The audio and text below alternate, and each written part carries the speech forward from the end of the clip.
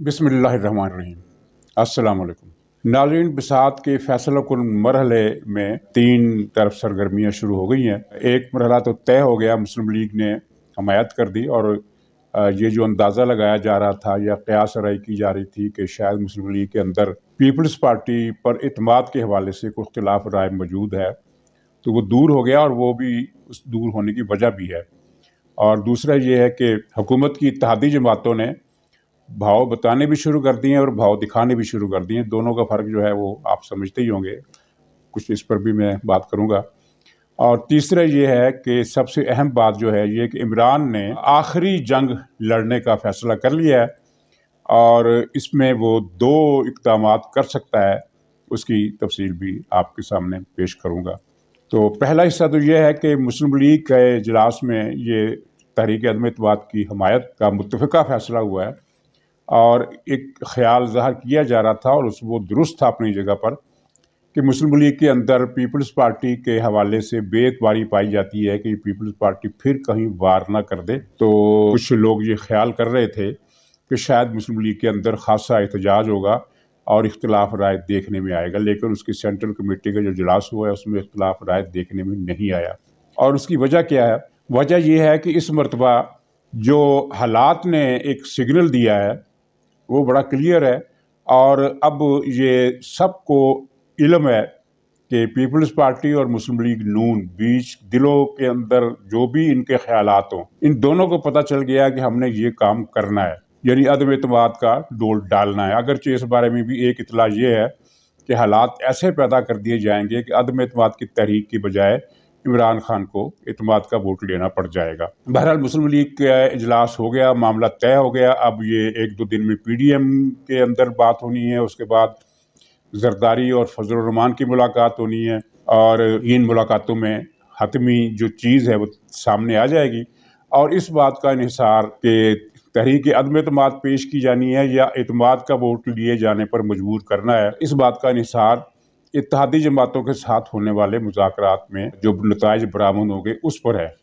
इसलिए कि इत्तेहादी जमातें भाव दिखा रही हैं और भाव खा भी रही हैं, भाव बता भी रही हैं। भाव बताने का मतलब ये होता है कि हिंदुस्तान का, पाकिस्तान का जो रवायती रक्स है, इसमें जो नृत्यकारी के दौरान वो जो इशारत की जाती है, यानी एक किस्म की जिस्मानी एज़ा की हरकत के ज़रिए एक मैसेज दिया जाता है, तो उसको भाव बताना कहते हैं। और भाव दिखाना, नाज नखरे दिखाना, तो दोनों में खासी कुर्बत है और इत्तेहादी जमातों ने नाज नखरे दिखाना शुरू कर दिए हैं, लेकिन साथ ही वो कन्फ्यूज़ भी है। कन्फ्यूज़ इसलिए हैं कि उन्हें ये तो पता चल गया है कि अब उन्हें कोई टेलीफोन नहीं आएगा और अब उन्हें कोई मैसेज नहीं आएगा और अब वो फैसला करने में आज़ाद हैं। कन्फ्यूजन उनका ये है कि एक तो उन्होंने पीपल्स पार्टी और मुस्लिम लीग नून से मामला तय करना है कि हमें क्या हिस्सा मिलेगा। ज़ाहिर है काफ लीग का जो मामला तय होगा वो पीपल्स पार्टी के साथ तय होगा और जहांगीर तरीन के बारे में ये आज की इतला है कि वो पीपल्स पार्टी के साथ ही जाएंगे, अपना को अलग ग्रुप नहीं बनाएंगे और अगर अपना ग्रुप अलग रखेंगे तब भी उनका अलायंस जो है पीपल्स पार्टी के साथ होगा। उनके पास 6 MNA हैं जो मौजूदा सूरत हाल में बहुत अहम है। PTI के जो बागी अरकान जो मुस्लिम लीग नून को वफादारी का यकीन दिला चुके हैं, उनकी तादाद मैंने कल भी अर्ज़ किया था कि 20 है और उनकी अक्सरियत जो है वो कौमी असम्बली के टिकट का मुतालबा कर रही है मुस्लिम लीग नून से। तो ज़ाहिर है मुस्लिम लीग नून के लिए ये 18 या 20 अरकान को टिकट देना मुश्किल है, क्योंकि मुस्लिम लीग के अपने हल्के, अपने उम्मीदवार जो उनके वफादार हैं वो भी, उनको भी एडजस्ट करना है। तो हो सकता है इनमें से 5 या 6 को मुस्लिम लीग नून के टिकट मिल जाएं। और MQM जो है वो मखमसे में इसलिए है कि उसने उसकी हालिया अरसे में पीपल्स पार्टी से तवील जंग हुई है, 1.5 साल से एक तवील जंग चल रही है कराची में।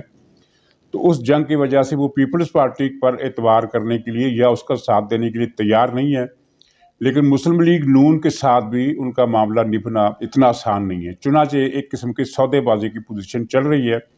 अब ये सौदेबाजी का जो मरहला है इमरान खान के साथ मिलकर करने का, वो मेरे ख्याल में इनके हाथ से निकल गया है, क्योंकि अब इनको अंदाज़ा है कि इमरान खान ने तो रहना नहीं है। अब माजी में ये होता था कि जब भी हुकूमत के ख़िलाफ़ कोई मूव उठाई जाती थी, कोई मामला तेज़ होता था, तो ये पार्टियां हुकूमत से मुतालबात में इजाफा कर देती थी और फिर किसी न किसी जगह पर मुतालबात में सौदेबाजी हो जाती थी और मामला टल जाता था। लेकिन अब इन जमातों को पता चल गया है कि किसी तरफ से हमें कोई इशारा नहीं आ रहा। इशारा ना आने का मतलब भी इशारा होता है, और वो इशारा ये है कि जो मर्जी करो, हम तुम पर दबाव नहीं डालेंगे कि तुम इस हुकूमत का साथ दो। चुनांचे उन्होंने अब ये तो तय कर लिया है कि अपोजिशन का साथ देने में ही बचत है, लेकिन वो अपोजिशन से अब कुछ मुतालबात करेंगे और अपने मामला, जैसे कि मैंने तफसील बता दी, ये काफ लीग जो है पीपल्स पार्टी से कुछ यकीन दहानियाँ हासिल करेगी, और MQM जो है वो अभी सोच रही है, जहांगीर तरीन का रुझान भी उधर है। बाप पार्टी बलूचिस्तान को उसके एक धड़े ने, जिसके शायद 2 अरकान कौमी असम्बली हैं, उन्होंने इमरान खान से एक नहीं 3 वजारतों का मुतालबा कर दिया वफाक में। एक वज़ीर बनाया जाए, एक वज़ीर मुमलिकत बनाया जाए, और एक मावन खुसूसी बनाया जाए। जो मावन खुसूसी है वो भी वज़ीर ही होता है। तो उसका मुतालबा तो शायद इमरान खान पूरा कर दे, क्योंकि एक वज़ीर उसने पहले से रखा हुआ है, 2 वज़ीर और हैं। लेकिन इस सूरत में जो बाप पार्टी का दूसरा धड़ा है वो फिर अपोजिशन के साथ मिल जाएगा, और बाप को मुत्तहद रखने का जो मसला है वो ख़राब हो सकता है। तो बाप की कोई गारंटी नहीं है वो किधर जाते हैं। लेकिन ये जो 3 ग्रुप हैं, जहांगीर तरीन और काफ लीग और MQM, इनके बारे में ये क्लैरिटी होती जा रही है कि ये अपोजिशन का साथ देंगी। और इस सिलसिले में आपने देखा कि कितनी तेज़ रफ्तारी से सरगर्मी हो रही हैं। जरदारी साहब चौधरी शुजात की अयादत के उन्वान पर उनसे मिलने चले गए, और इस मुलाकात में परवेज़ इलाही भी मौजूद थे, और इस मौके पर इनके दरमियान गुफ्तगू हुई सियासी हालात पर और आइंदा के लाहे अमल पर। और एक मज़ीद मुलाकात होनी है, और चौधरियों की एक मुलाकात मौलाना फजल रहमान से भी होनी है। नवाज शरीफ या शहबाज शरीफ के साथ तो चौधरी मुलाकात करने से रहे, लेकिन पीपल्स पार्टी के साथ उनके जो राब्ते चल रहे हैं उनके बारे में अंदर की खबर जो सब ज़राए से आ रही है वो यही है कि पीपल्स पार्टी के साथ इब्तदाई यकीन दहानी का मरहला उन्होंने तय कर लिया है। एक मुलाकात MQM की जरदारी साहब से भी होनी है और मुस्लिम लीग नून से भी होनी है।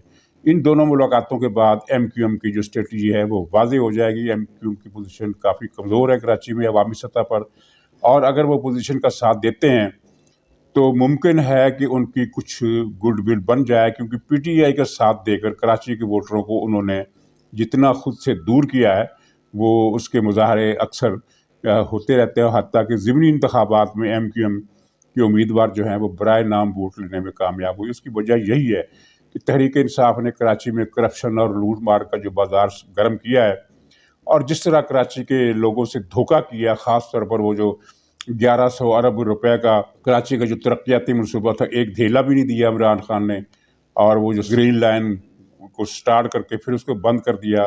और जिस तरह कराची में दूसरे मसाइल हैं, पीपल्स पार्टी के साथ तो शिकवा है ही, लेकिन ज़्यादातर कराची को वफाक ने तबाह किया है, और उसकी वजह से कराची के वोटर जो है MQM का हामी वोटर है वह MQM की मौजूदा क़यादत से काफ़ी दूर निकल गया है। तो उसको साथ मिलाने का, वापस साथ लाने का जुज़वी तौर पर या कुल्ली तौर पर यही तरीका है कि वो इमरान खान का साथ छोड़ दिया जाए। अच्छा, चौथी तरफ इमरान खान को ख़तरे का एहसास हो गया। दौरा चीन नाकाम हो गया, और दौरा चीन की नाकामी इसके ताबूत में एक बड़ा अहम कील था। इसलिए नाकाम हुआ कि आपको याद होगा कि शौकत तरीन ने यहाँ से जाते हुए एक बयान दिया था, चीन जाते हुए एक बयान दिया था, और इमरान खान ने, जो बड़े बुजुर्ग बैठे हैं पाकिस्तान की हैत मुक़तदरा के, उनको भी यकीन दिलाया था कि हम चीन से $3 अरब तो ले ही मरेंगे। और फिर बाद में उन्होंने कहा कि नहीं 2 अरब, और 2 अरब का मुतालबा इन्होंने किया। और ज़राए ये बताते हैं कि चीन में जब ये वफ़द पहुंचा है तो पहले ही राब्ते में उनसे कह दिया गया कि आप कर्ज़ की दरख्वास्त ना कीजिएगा, यानी वो जो हमारे यहाँ दुकानों पर लिखा गया होता है कि उधार मांग कर शर्मिंदा ना हो। उस बोर्ड का फ़ायदा ये होता है कि अगर कोई उधार की नीयत से गया होता है तो वो मुतालबा करते ही नहीं है, यानी दुकानदार जो है वो उधार से इनकार की ज़हमत करने से बच जाता है। तो चीन ने वही किया कि उधार मांग कर शर्मिंदा ना हो का मैसेज पाकिस्तानी जोकरों के इस वफद का वहाँ पहुँचते ही इनको दे दिया गया। चुनांचे इनकी जुर्त भी नहीं हुई उधार मांगने की। और न सिर्फ ये है कि इनकी तरफ से मैसेज मिल गया, बल्कि रूस ने भी मैसेज दे दिया कि फ़िलहाल हम कर्ज नहीं दे सकते। और वैसे भी रूस की शोहरत नहीं है कि वो उसने कभी पाकिस्तान को इस तरह का कर्ज दिया हो। اور ازبکستان کا ارادہ کیوں منسوخ ہوا وہ پتہ نہیں. شاید اس کی وجہ یہ ہو کہ کسی نے کہہ دیا ہوگا کہ بھئی ازبکستان سے آپ قرض مانگیں گے تو بڑا توا لگے گا، دنیا میں مذاق اڑے گا، کیونکہ ازبکستان سے تو کسی اور ملک میں نہیں کبھی قرض مانگا. وہ اگرچہ اتنا غریب ملک نہیں ہے لیکن اتنا امیر بھی نہیں ہے کہ وہ لوگوں کو قرضہ دے. تو یہ تو آپ کی بہت زیادہ بے عزتی ہو جائے گی.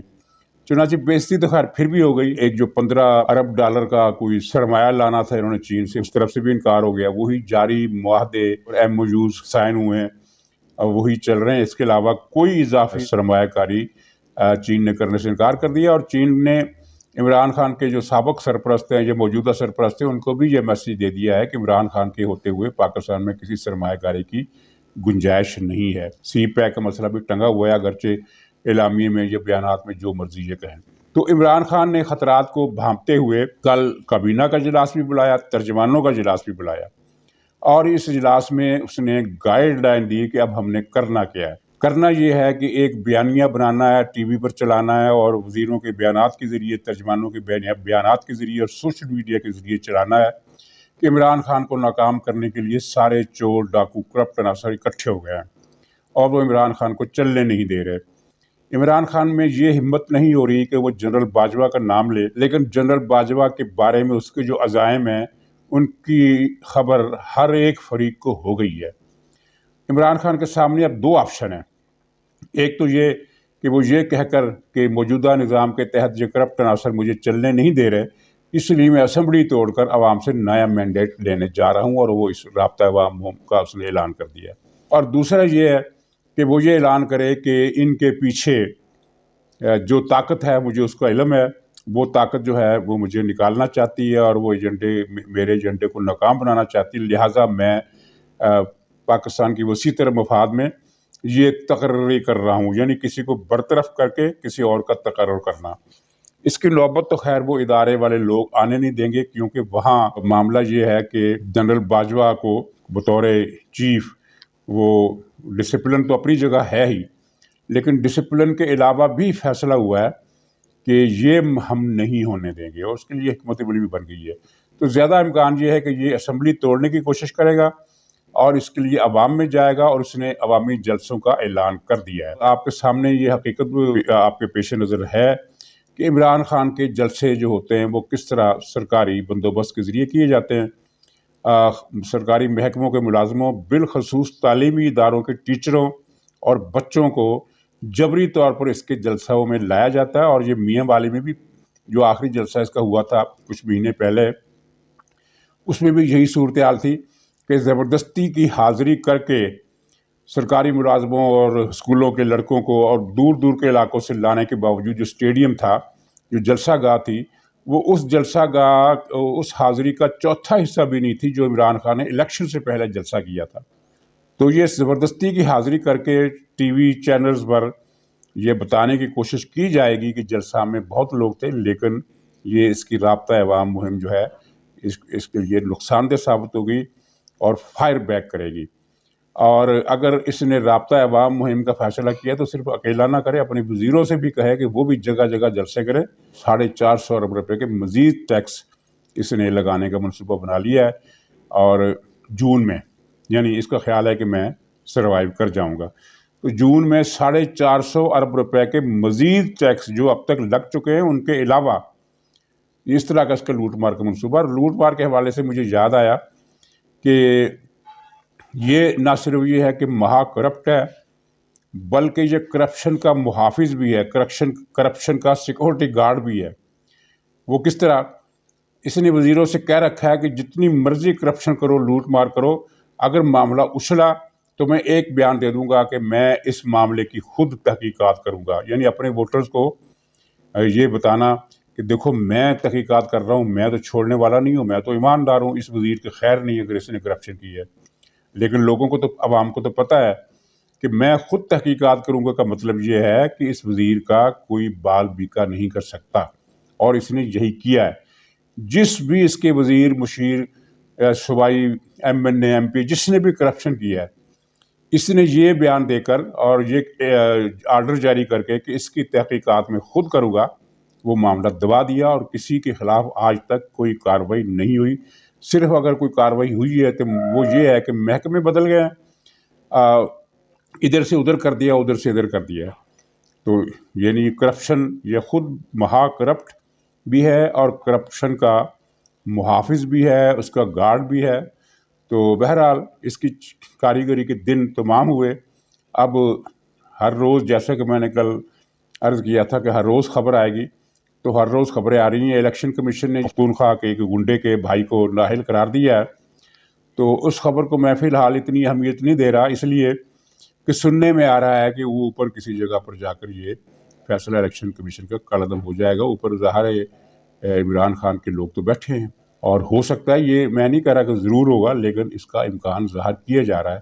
لیکن بہرحال یہ ایک اہم فیصلہ ہے. اور ایک اہم ڈیولپمنٹ یہ بھی ہوئی ہے کہ وہ ریاست کے لاڈلے فیصل واڈوا، وہ یعنی کراچی کا جو کرپٹ ترین انسان ہے، وہ اس کی نااہلی کا جو فیصلہ یا اہلی کا فیصلہ، اہلیت کا فیصلہ جو الیکشن کمیشن نے محفوظ کر لیا تھا، وہ 9 تاریخ کو اب سنانے والا ہے. کیا فیصلہ ہوگا کوئی پیشگوئی نہیں کی جا سکتی، کیونکہ فیصل واوڈا کو معمولی شے نہیں ہے. وہ پاکستان کے جو چوٹی کے کرپٹ انسان ہیں ان میں سے ایک ہے. اور پاکستان میں آپ کے علم میں ہے کہ جو چوٹی کا کرپٹ ہوتا ہے اس کے خلاف تو خبر بھی نہیں چھپ سکتی، چاہے وہ ملک ریاض ہو، چاہے فیصل واوڈا ہو. لیکن دیکھیے اگر کچھ تبدیلی آ گئی ہے تو پرسوں کل الیکشن کمیشن کے فیصلے سے پتہ چل جائے گا. تو ناظرین اجازت دیجیے، انشاءاللہ کل پھر ملاقات ہوگی. تب تک کے لیے خدا حافظ.